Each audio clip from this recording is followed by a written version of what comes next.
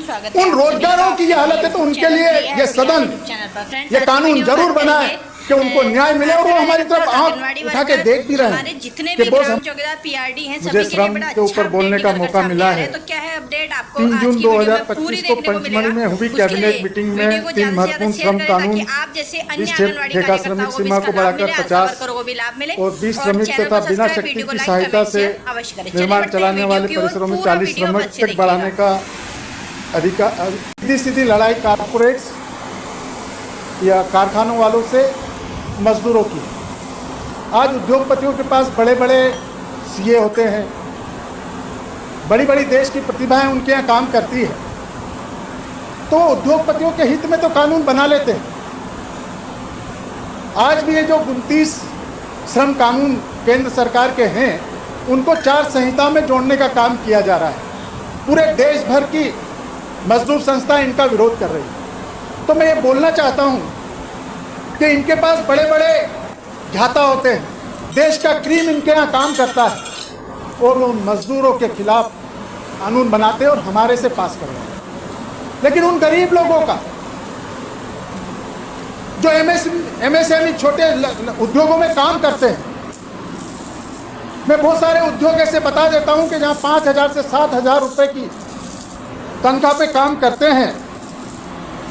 मसाला उद्योग हो गया, दाल मिल हो गया, फर्नीचर हो गया, उद्योग, कपड़ा उद्योग, चमड़े का सामान, इलेक्ट्रॉनिक उपकरण, कुटीर उद्योग, पत्ता उद्योग, अगरबत्ती उद्योग, ऐसे बहुत सारे उद्योग हैं जहां पर ये छोटे छोटे बिजनेसमैन 5,000 से 7,000 और 7,000 से 9,000 रुपये की तनख्वाह में मध्य प्रदेश के युवाओं को नौकरी देते हैं। और वो सब युवाओं 28 से 25 साल के। अपन जब सुबह उठते हैं, चाय की दुकान पे जाते हैं, जो अपन को चाय पिलाता है वो कितने में काम करता है? 5,000। पेट्रोल पंप पे जाते हैं, जो पेट्रोल भरता है वो कितने में काम करता है? 10,000 रुपये। गैस एजेंसी पे जाते हैं, कितने में काम करता है? मैं अभी आउटसोर्सेस की भी बात नहीं कर रहा हूँ, उन युवाओं की बात कर रहा हूँ जिनको आज न्याय दिलाने की जरूरत है। अगर उनके पास बड़े बड़े देश के ज्ञाता हैं, उद्योगपति, पैसे वाले हैं, लेकिन उनके पास, इन लोगों के पास हमारी संसद है जहां हम उनके पक्ष में कानून बनाकर उनको न्याय दिला सकते हैं। यह संसद इसीलिए है कि इन गरीब लोगों को हम न्याय दिलाएं। उन्होंने तो कानून बना दिया, अपन पास भी कर देंगे, लेकिन हम 230 विधायकों को यहां भेजा इसलिए गया है कि हम हमारे क्षेत्र की आवाज उठाएं। पूरे मध्य प्रदेश में ऐसे युवाओं की भरमार है। वो 12,000 रुपये, 10,000 रुपये में भी खुश होते हैं और हमको धन्यवाद देते हैं कि बहुत अच्छा किया तुमने, मेरे को पेट्रोल पंप पे लगा दिया। मैंने कहा तेरे को तनख्वाह कितनी मिलती है? तो बोले 7,000 रुपये। और इनके अत्याचार की कहानी बताता हूँ। भाई, लेंसेस एक फैक्ट्री है, उसके अंदर मैंने एक प्रश्न लगाया था अभी, तो मुझे जवाब वहाँ से आया। मुझे देखने की भी ज़रूरत नहीं पड़ती, इतने सब्जेक्ट है।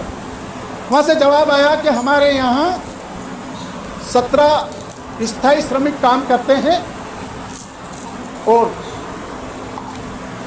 इतनी बड़ी फैक्ट्री है कि उसका टर्नओवर ही करोड़ों में, अरबों में है।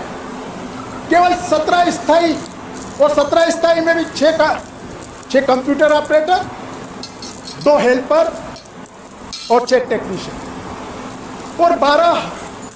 और उन्होंने, जब मैंने स्वास्थ्य की उनकी बात करी तो उन्होंने बोला कि हम हर साल इनका स्वास्थ्य परीक्षण करवाते हैं। लगातार 22, 23, 23, 24, 24, 25 में उन्होंने स्वास्थ्य परीक्षण कराया और 1209 मजदूर से लगा के तो 3,000 तक मजदूरों का स्वास्थ्य परीक्षण करवाया। मेरे पास आंकड़े हैं, लेकिन उसमें सबने दिया कि इनको व्यावसायिक कोई भी बीमारी नहीं पाएगी, कोई बीमारी नहीं पाएगी। तो ये उद्योगपतियों का राज है, वो उनके मनमाने कानून अपन से पास करवा लेते हैं। लेकिन मेरा आपसे यही आग्रह है कि जो ये युवा भटक रहे हैं, जिनको रोजगार मिल गया, इनको अपन बेरोजगार भी नहीं बोल सकते। उन रोजगारों की ये हालत है तो उनके लिए ये सदन, ये कानून जरूर बनाए कि उनको न्याय मिले। और वो हमारी तरफ आंख उठा के देख भी रहे हैं कि बॉस हमारे लिए लड़ाई लड़ो सदन में जाकर, हमारे लिए कानून बनाओ। उनके पास तो बड़े बड़े लोग हैं। तो मैं सर एक और महत्वपूर्ण वाला सुझाव दे दो।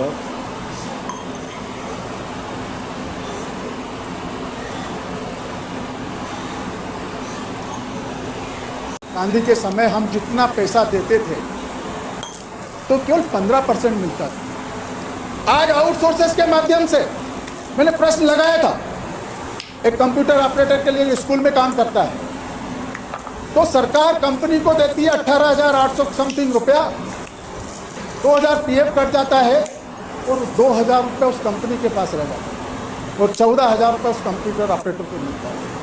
तो ये कैसा न्याय है? आप भी बीचौलिया बीच में पैसा खा रहा है, तो इस आउटसोर्सेस में जो पैसा सरकार देती है वो डायरेक्ट उनके खाते में क्यों नहीं दे दिया जाए? तो बहुत सारे मजदूर, बहुत सारे लोगों का भला हो जाएगा। हर डिपार्टमेंट में आउटसोर्सेस से, मंडी कमेटी में आप ले लें, नगर पालिका में ले लें, पंचायत में ले लें, PW, सभी डिपार्टमेंट्स आउटसोर्सेस, स्कूल्स में, कॉलेज में, यहाँ तक कि गेस्ट टीचर को भी आउटसोर्सेस के माध्यम से लिया जाता है। तो मेरा इन सब लोगों के लिए मैं न्याय मांगना चाहता हूँ और सदन में प्रस्ताव रखता हूँ कि इन सब लोगों के लिए भी ऐसा कानून बने कि इनको भी इनका हक मिले। बहुत बहुत धन्यवाद, बहुत बहुत धन्यवाद।